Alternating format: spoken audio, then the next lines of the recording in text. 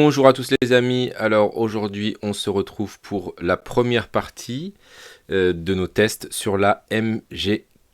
Alors là ici on est sur le site de MG Moteur et puis donc ils ont plein de voitures électriques hein, mais celle qui nous intéresse le plus c'est la MG4, c'est celle qu'on voit là actuellement parce qu'elle a un tarif très intéressant, 22 900 euros avec une autonomie intéressante, une garantie de 7 ans. Enfin voilà, plein de choses hyper intéressantes. Maintenant, on a été la tester. On n'a malheureusement pas pu tout tester. Alors merci à MG Rouen, mais on n'a pas pu tout tester parce qu'ils avaient réinitialisé la voiture. Donc on n'a pas pu tester tout ce qui était GPS. Et on n'a pas pu tester l'application. On a passé 20 minutes à tester ça, mais on n'a pas réussi. Donc le vendeur m'a proposé de repasser plus tard. Pour l'instant, je n'ai pas eu le temps, mais si vraiment ça vous intéresse, eh bien, on ira. Donc, on a décidé de diviser la vidéo en plusieurs parties, puisqu'on a fait tellement de tests et que j'ai pas beaucoup de temps, donc je vais monter partie par partie, et puis il faudra patienter un petit peu. Voilà, on ne sait pas du tout ce qui était prévu, mais c'est comme ça qu'on va faire. Aujourd'hui, on va voir les premières parties tranquillement, on va découvrir la voiture, et petit à petit, on va approfondir tout ça. Voilà, surtout, alors comme on l'a fait en plusieurs parties, ça a un avantage, c'est que vous allez pouvoir au fur et à mesure poser les questions dans les commentaires de la vidéo, et comme ça, au fur et à mesure, je pourrai répondre, contacter éventuellement le vendeur, retourner sur place pour prendre quelques photos, vidéos s'il y a besoin, et donc comme ça nous permettra d'avoir une nouvelle manière de faire, hein, puisqu'on aime bien ne pas faire comme les autres. Allez, c'est parti, on y va!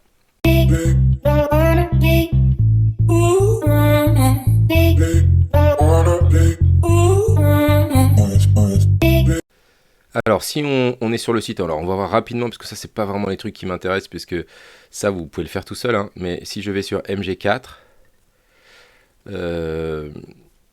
et on a la partie ici configurateur, donc vous avez vu à partir de 22 990 euros, c'est parce qu'on a le bonus écologique de 6 000 euros en France hein, et qui va bientôt passer à 5 000 euros. Alors ce qu'il faut rappeler c'est que tous les pays n'ont pas ça hein. Et donc si on part sur le modèle blanc avec seulement entre guillemets 350 km d'autonomie, on est à 22 990 euros. Juste pour comparer, si maintenant je vais sur Dacia, alors du coup on a un prix à partir de 20 800 euros pardon, avec un bonus écologique non déduit ce coup-ci, hein, donc on serait aux alentours de 15 000 euros. Mais si on prend la version la plus haute, donc 22 100 euros, moins les 6 000 euros, ce qui nous fait une voiture à 16 000 euros. À comparer ici avec la partie confort sans, on prend le plus bas, avec 22 990 euros. Voilà, donc là il faut réfléchir. Hein. Est-ce que les 6 000 euros ça vaut le coup, sachant que ce n'est pas du tout la même voiture. Franchement, 4 places. Alors même si là, le couleur vert avec le nouveau logo, j'adore. Hein. Mais 4 places, 5 places, possibilité d'avoir crochet d'attelage, différence d'autonomie. Enfin, franchement, il n'y a pas photo entre les deux. La seule différence, hein, tout de suite, c'est que celle-ci a un gros réseau Renault, Dacia. MG, c'est le début en France, hein, même s'il y a beaucoup de concessionnaires pour l'instant, puisqu'ils se sont souvent attachés, si j'ai bien compris, à d'autres marques. Eh bien, voilà, on est à 350 km d'autonomie et c'est pas du tout la même voiture. C'est vraiment, même sur le premier modèle, c'est vraiment beaucoup plus haut de gamme. Donc, en finition standard, alors c'est là où ils sont très forts, moi je trouve, hein, c'est qu'on a la recharge rapide à 117 kW, si on compare à la Spring, 33. Freinage régénératif de 3 niveaux, sur la Spring il n'y en a qu'un. Transmission propulsion RWD. Donc ça, c'est propulsion et l'autre c'est une traction. Aide à la conduite, bon, alors il n'y en a pas du tout sur la Spring. Compteur numérique 7 pouces, donc ça c'est assez proche. C'est pas le même système, mais vous allez voir, on va le voir en vidéo. Écran tactile flottant, donc ça c'est beaucoup plus grand que sur la Spring. Entrée et démarrage sans clé. Donc ça, c'est pareil, ça n'existe pas. Phare LED, système V2L dès le premier prix. Alors le V2L, pour qu'ils ne savent pas, moi je l'avais essayé sur le V6. Hein, c'est le système qui permet de brancher sur la voiture quelque chose d'autre. Une télé, comme ça, une raclette, pour faire une raclette au bord sur un parking. Ou recharger une autre voiture carrément, on peut. Et capteur de stationnement arrière. Donc ça c'est avec la petite batterie qui nous permet de faire 350 km. Mais on a aussi la version confort sur laquelle on va ajouter une calandre à voler. Voilà, les vitres arrière surteintées. Donc ça, c'est assez sympa. Les jantes 17 pouces et le volant en cuir. Donc la vraie différence, hein, c'est 450 km, donc c'est la grosse batterie, qui recharge à 135 kW. Voilà, ici, je vous rappelle, on était à 117. Et la version Luxury, alors là, c'est vraiment le très très haut de gamme. Hein, si je compare avec le Kia e-Niro, en termes de fonctionnalité, est assez proche. Hein. Donc double spoiler arrière, donc ça c'est juste pour le côté design. Alors pompe à chaleur, ça c'est vraiment bien puisque ça permet de consommer beaucoup moins d'énergie. Siège avant chauffant, volant cuir chauffant, caméra 360, navigation en temps réel. Donc je n'ai pas pu tester. Chargeur sans fil, siège du conducteur réglable électriquement en 6 directions, siège simili-cuir, surveillance des angles morts et toit contrasté noir. Donc la couleur ici de la voiture et le toit est noir. Voilà, c'est ce modèle que nous avons essayé dans la version orange. Et effectivement, en termes de finition, c'est vraiment très très sympa. Je vais vous montrer tout ça.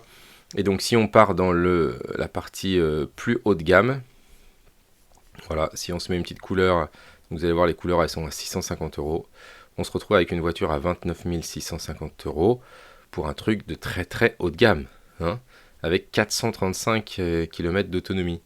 Donc si on compare avec la Kia e-Niro, enfin Niro EV maintenant, pardon, il faut que je m'habitue. Donc Kia Niro EV. Alors je prends la Kia électrique, je prends le dernier modèle. Et donc pour moi, c'est celui-ci, version premium. Voilà. Avec une petite couleur orange, tiens. Celle-là, cuir. Ok, jantes 17 pouces, ça c'est bon. Ensuite, dans les options, ça c'est les couleurs des montants, donc on n'en a pas forcément besoin. Par contre, pompe à chaleur. Et donc, résumé, on est à 50 000. Donc, moins les 6 000, ça fait 44 000. On est d'accord? 44 000 d'un côté et de l'autre côté, 29 000. Donc, on a 15 000 € d'écart. Même si celle-ci est un peu plus petite, on vous l'accorde, mais ça fait quand même une grosse différence. Maintenant, il faut voir ce que ça donne sur est-ce que vraiment on arrive à faire autant de kilomètres, quelles sont les consommations. Donc ça, c'est important hein, avant de se lancer. Mais quand on regarde sur le papier, franchement, il faut réfléchir un petit peu avant de se lancer. Allez, on va se retrouver maintenant dans la voiture pour regarder un petit peu ce que ça donne. Bon alors c'est parti pour la première étape du test de la MG4. Alors première étape, on va aller jusqu'à l'aire de Bolleville qui est à 70 km et on a 103 km d'autonomie pour l'instant. Voilà, donc là on est parti. On va pas remettre la consommation tout de suite à 0. On va la remettre après pour pouvoir faire le test de la consommation à 130 km/h. Voilà, mais on va faire notre premier test là. Donc là, il me détecte les voitures qui sont à côté. Je sais pas si vous voyez bien. Tac. Sur l'écran là, il me détecte les petites voitures qui sont ici. Voilà, que je croise. Un peu à la mode Tesla. Et ensuite, on va voir ce que ça donne. Alors, dès qu'on met un clignotant, en fait, il nous affiche au milieu ce qu'on a sur notre droite. Et puis, on a la caméra 360 qui est au-dessus. Et ça va s'arrêter seulement à partir du moment où je dépasse une certaine vitesse. Voilà, là j'ai dépassé les 15 km/h, du coup, hop, je vais revenir là à l'Apple CarPlay. Donc là je suis en mode éco. Et on testera plus tard hein, le mode sport bien sûr.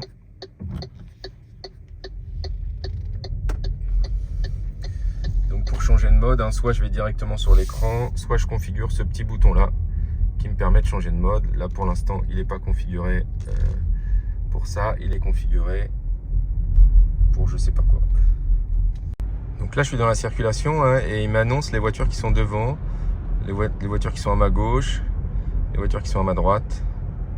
Voilà, c'est assez bien fait.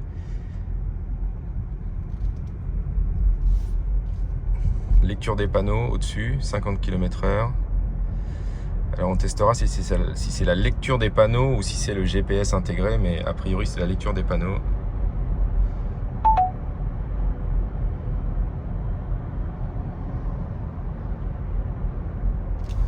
Donc je vais lui mettre le petit régulateur de vitesse. Tac.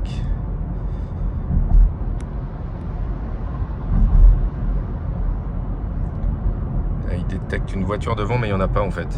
Elle est très très loin, mais il n'y en a pas. Donc là c'est 70. Donc il faut que je le monte à la main, hein, avec la petite molette qui est là. Sinon la vitesse elle est ici, le panneau il est ici, mais il ne me fait pas l'augmentation de la vitesse automatiquement. Zone de contrôle sur votre trajet. Il me demande de tenir le volant.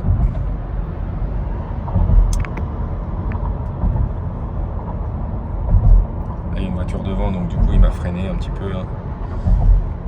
Là 90. Donc je vais Vous entrez monter. dans une zone de contrôle. Hop, il va m'accélérer jusqu'à 90. Donc la voiture devant elle me gêne, du coup il me réduit. Là il me la met en jaune. Comme elle accélère, hop c'est bon, elle me freine plus.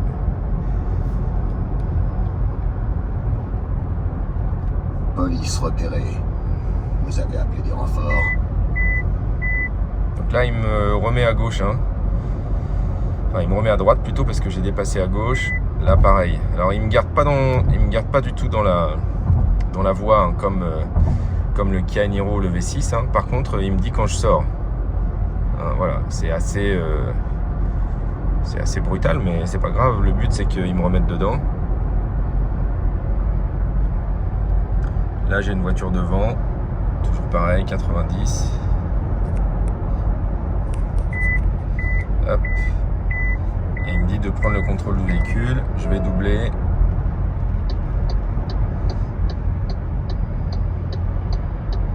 Hop, camion. Donc il me fait un petit dessin de camion.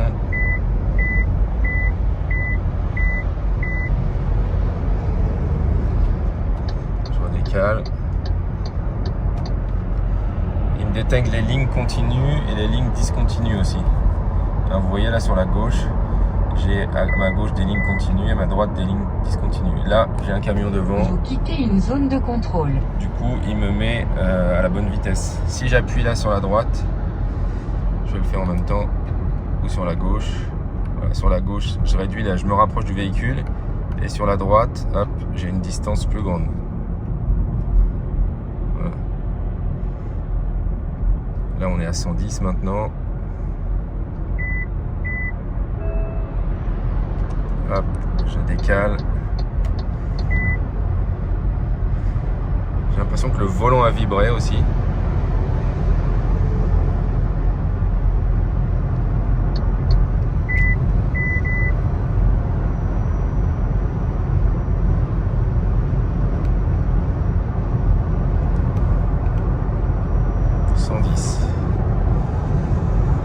Donc en termes de bruit c'est calme, hein. Là on est à 110.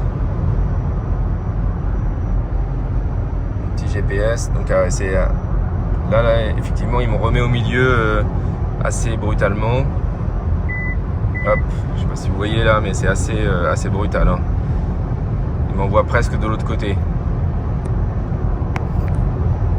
Alors là je suis passé à 75 km d'autonomie alors que j'ai un grand voyage à faire. Bon là je suis à 21% de la batterie et il m'a annoncé que la batterie était faible. Alors j'ai eu une petite alerte et qu'il faut que je recharge le plus vite possible, enfin rapidement. Là il me reste 57 km. Alors si vraiment j'arrive pas à aller jusqu'au bout, normalement je peux me charger avant. Donc je verrai ce que ça donne. Là on va se mettre sur l'autoroute, on va se mettre à 110, on va faire notre premier test à 110 km/h pour avoir un peu la moyenne de la consommation à 110. Alors il fait pas beau aujourd'hui, il y a beaucoup de vent. Mais du coup on va voir un petit peu ce que ça donne à 110 km/h. Donc là j'ai la gare de péage et juste après je vais me mettre du coup à 110 au régulateur pendant 40 km à peu près et ça va nous permettre de faire une petite moyenne assez sympa. Hop, on va se faire un petit test de 0 à 130 en mode éco.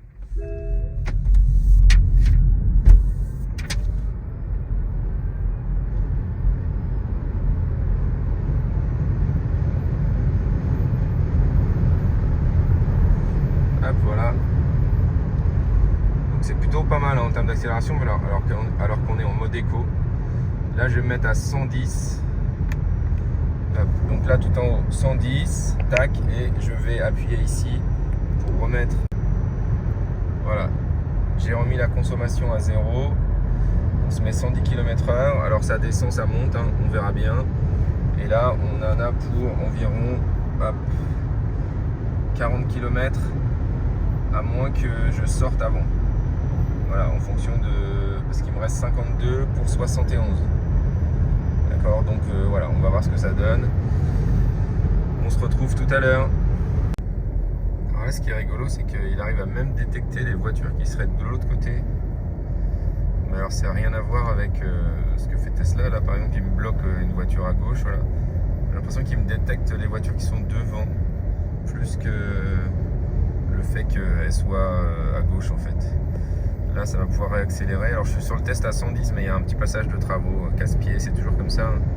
Mais bon, il me reste encore 20 km, alors on va pouvoir se remettre à 110 pendant les 20 km. Là, le régulateur adaptatif, bah, il m'a baissé hein, tout seul, c'est vraiment bien. Voilà. A priori, lecture des panneaux, parce qu'il m'annonce un petit 90 que j'avais pour le passage. Alors après, là, il y a des voitures qui lisent les panneaux qui sont là, 80, 90 là. Est-ce que lui va me lire le 80 qui est sur le camion? Non, a priori, il ne m'a pas lu. Par contre, il clignote pour me dire que c'est pas 110, hein, mais c'est bien 110. Enfin, c'est bien 130 même, ne vous inquiétez pas. Regardez, c'est bien 130. Voilà. Donc là, il m'annonce 47 km d'autonomie. Et il me reste 31. Donc j'ai toujours 16 de marge. Et après, sinon, l'aire de Bolleville, il est à 10 km. Donc je vais peut-être faire ça pour être sûr. Et après, je ferai le tour dans l'autre sens. On va voir. Donc là, il y a pas mal de vent. Hein. C'est très très venteux. La voiture, elle tient bien la route. C'est pas trop bruyant. La batterie est faible, s'il vous plaît, chargez dès que possible. Ah, et là, vous avez entendu la petite alerte. La batterie est faible. Donc là, je suis arrivé à 11% de batterie. On n'a pas peur, on n'a pas peur. Donc vous voyez, là, 11%. Vous voyez ce qu'il me met. Batterie faible, activer le mode d'énergie. Économie d'énergie. Et là, il a rechangé. Donc on va y retourner. Bon, là, il me le redemande plus. Et donc là, on est à 11%. Mais ma borne, elle est à...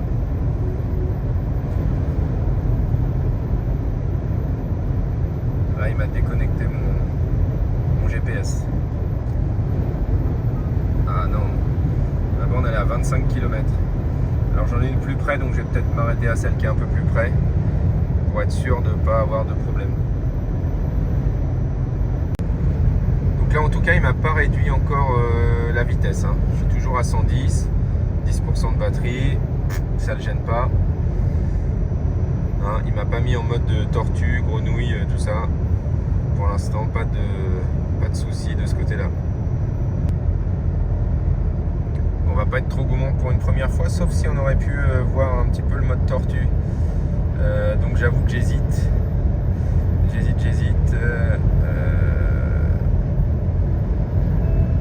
Attention, caméra système de surveillance conducteur bloqué. Ah oui, c'est parce qu'il y a la petite caméra ici qui me surveille. 400 mètres aire de Bolleville. On fait quoi? On s'arrête là? Allez, on va s'arrêter là, comme ça va nous faire le 10%. Et donc on est à 19,4 de moyenne. Alors pas tout à fait à 110, hein, j'ai pas pu. On est à 102 et on a fait 30 km. Donc 19 c'est correct. Hein. C'est même très très correct. Là maintenant on va s'arrêter sur l'aire de Bolleville, sur du Ionity. Et on va voir ce que ça donne en termes de vitesse de recharge. Donc là j'arrive sur les bornes Ionity et du coup je vais me mettre en marche arrière. C'est parti. Donc là on arrive hein, sur la petite borne Ionity. Tac.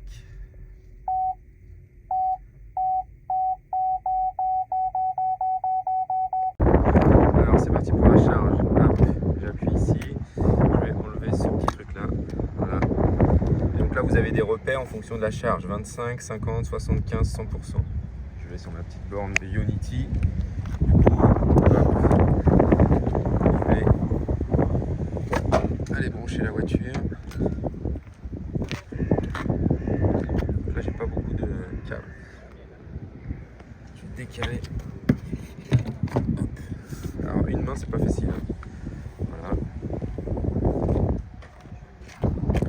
Et ensuite je vais passer la petite carte. Bon et bien la borne ne fonctionnait pas, donc comme ça arrive quelquefois chez Ionity, alors je vais changer de borne puisqu'il y a 2 bornes sur cet même espace. C'est parti. Bon, ce qui est sympa du coup, c'est que ça nous a permis de tester le fait de conduire en laissant la trappe ouverte. Et on a un avertissement sur le panneau central qui nous dit que cette trappe est ouverte. Donc on ne part pas sans le savoir. Ça c'est plutôt sympa.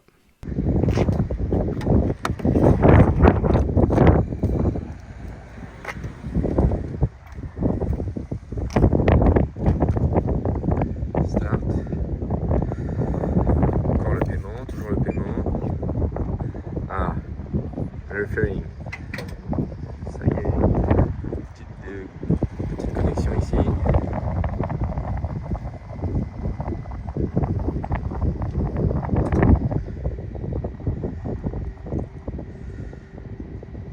Alors là on est en anglais, on va vous le mettre en français peut-être. Préparation de la charge. C'est long hein. Et oui, c'est fini les amis pour la première partie. On se retrouve bientôt pour la deuxième partie avec effectivement la vitesse de recharge, à combien on a rechargé sur cette borne Ionity. On se retrouve également pour la consommation à 130 km/h sur une portion assez longue. Plein d'autres tests, plein de nouvelles choses qui vont apparaître, mais bien sûr n'hésitez pas à rajouter vos questions, vos commentaires, votre avis sous la vidéo, de manière à ce que je puisse éventuellement répondre à vos questions, à vos envies, à vos besoins dans la prochaine partie de ce test de la MG4 qui vient de sortir il y a quelques mois. À bientôt.